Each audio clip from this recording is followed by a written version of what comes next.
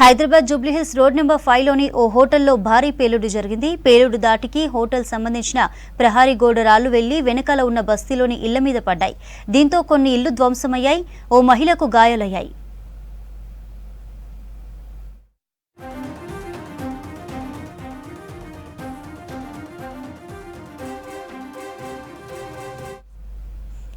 ఈ ఘటనకు సంబంధించిన మరింత సమాచారాన్ని అనిల్ అందిస్తారు.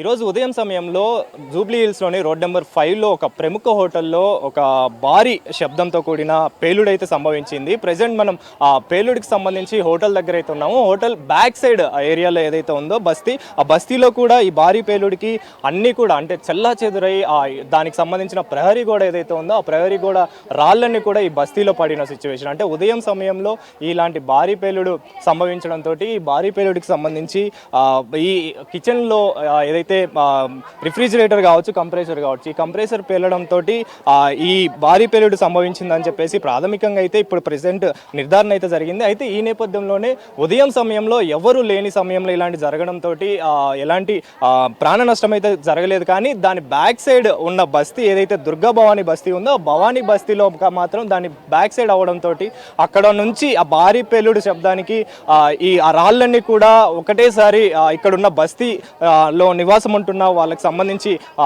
గుడిసెలు కావచ్చు, ఇళ్ళ మీద కావచ్చు పడడంతో ఆ రాళ్ళు పడడంతో అక్కడున్న ఒక మహిళకైతే తీవ్ర గాయాలయ్యాయని చెప్పేసి మనకు ప్రాథమికంగా అయితే తెలుస్తున్న సమాచారం. మీరు విజువల్స్ లో చూస్తే అక్కడ నుంచి ఏవైతే రాళ్ళు పడ్డాయో ఆ రాళ్ళు కూడా అన్ని కూడా ఇక్కడ రోడ్డు మీదకి అయితే వచ్చి పడిన పరిస్థితి. అంతేకాకుండా ఈ శబ్దానికి స్తంభాలు కూడా ఈ రోడ్ల మీదకి వచ్చిన పరిస్థితి అయితే కనిపిస్తుంది. అయితే ఈ దాటికి సంబంధించి ఈ ప్రాథమికంగా అయితే ప్రెసెంట్ ఇక్కడ సిలిండర్ పేలలేదని చెప్పేసి మనకైతే ప్రాథమికంగా అయితే తెలుస్తున్న పరిస్థితి కనిపిస్తుంది. కానీ సిలిండర్ కాకుండా వేరేది ఏదైనా సంబంధించి చూస్తే కనుక మనకు ఫ్రిడ్జ్కి సంబంధించి కంప్రెసర్ కావచ్చు, భారీ ఫ్రిడ్జ్ ఏర్పాటు చేసి ఉంటారు కాబట్టి కిచెన్లలో కంప్రెసర్ ఏదైతే ఉందో ఆ కంప్రెసర్ పేలి ఉండొచ్చు అని కూడా పోలీసులు అయితే నిర్ధారణకైతే వస్తున్న పరిస్థితి. అయితే పోలీసులతో పాటు ఇటు బాంబ్ స్క్వాడ్ కూడా ఇప్పటికీ అయితే ఆ క్లూస్ తోటి ఆ హోటల్ అయితే సర్చింగ్ అయితే చేస్తున్న పరిస్థితి అయితే కనిపిస్తుంది. అయితే ఇక్కడ ఉన్న స్థానికులతోటి మాట్లాడదాం, అసలు ఏ విధంగా ఈ శబ్దానికి సంబంధించి వీళ్ళు భయాందోళనకు గురయ్యారు, అంతేకాకుండా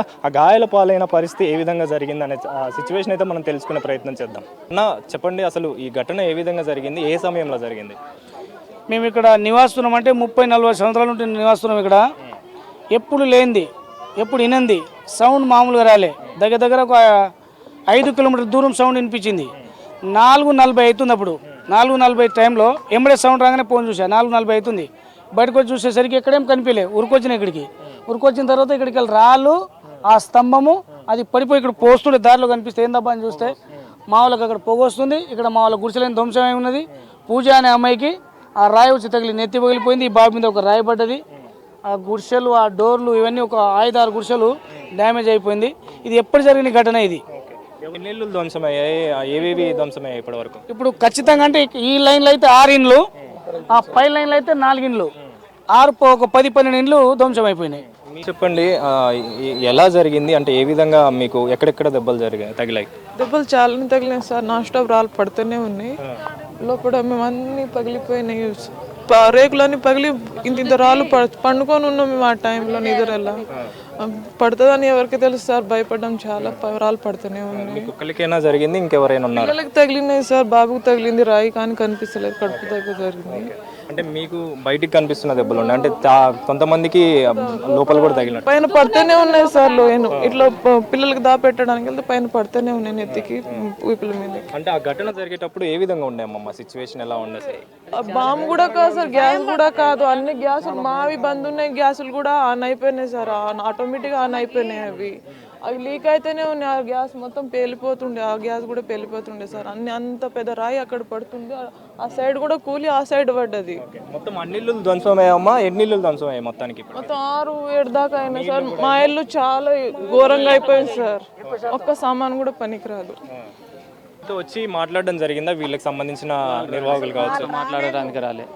వాళ్ళు ఏం మాట్లాడుతున్నారు అనేది మాకు కూడా తెలియదు. ఇక్కడ వచ్చి ఏమైంది అనేది కూడా ఇన్ఫర్మేషన్ తీసుకోలేదు మాతో వాళ్ళు ఇప్పటి వరకు. ఇంకా మేమే చూస్తున్నాం ఎవరు వస్తారనేది. ఎలా జరిగింది అనుకుంటున్నారు? మామూలుగా సిలిండర్ అయితే భారీ పేలుడు జరిగినా కానీ మంటలు రావాలి, కానీ ఇది వేరే విధంగా ఉంది. అంటే కంప్రెసర్ అవ్వచ్చు, లేకపోతే పేలుడు అనేది ఏమనేది తెలుస్తలేదు.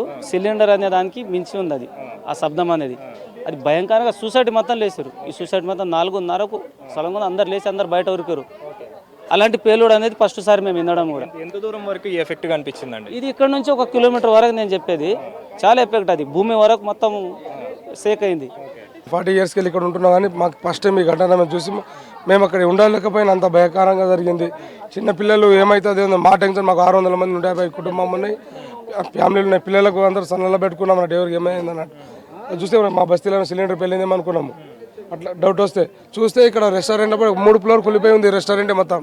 అంత భయంకరంగా, అది ఏమనేది తెలియదు, బామ్మ అనేది తెలియదు, సిలిండర్ అనేది తెలియదు. చాలా భయంకరం. వాళ్ళ మీద గట్టిగా చర్యలు తీసుకోవాలి.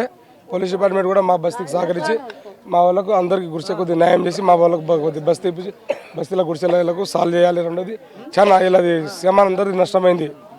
బెడ్షీట్ గిడ్షీట్ మంచం గించం అన్నీ పోయినాయి. ఆర్థిక ఇబ్బంది ఉన్నాడు. కూలి డైలీ వర్కర్స్, మేము కూలి పని చేసి బతకడం. మాకు కొద్దిగా గవర్నమెంట్ త్రూ ఆదుకోవాలి మాకు అందరికీ. సో ఇప్పటికైతే ప్రజెంట్ ఈ ఘటనకి సంబంధించి ఆ హోటల్లో ఆ బాంబ్ స్క్వాడ్ కావచ్చు, పోలీసులు కావచ్చు తనిఖీలు అయితే చేస్తున్నారు. అంటే ప్రాథమికంగా ఇది కంప్రెసర్ వల్ల జరిగిందా, ఇక వేరే విధంగా ఏమైనా జరిగిందా అనే కోణంలో కూడా విచారణ అయితే చేస్తున్నారు. కెమెరా పర్సన్ మహేష్తో అనిల్, V6 న్యూస్, హైదరాబాద్.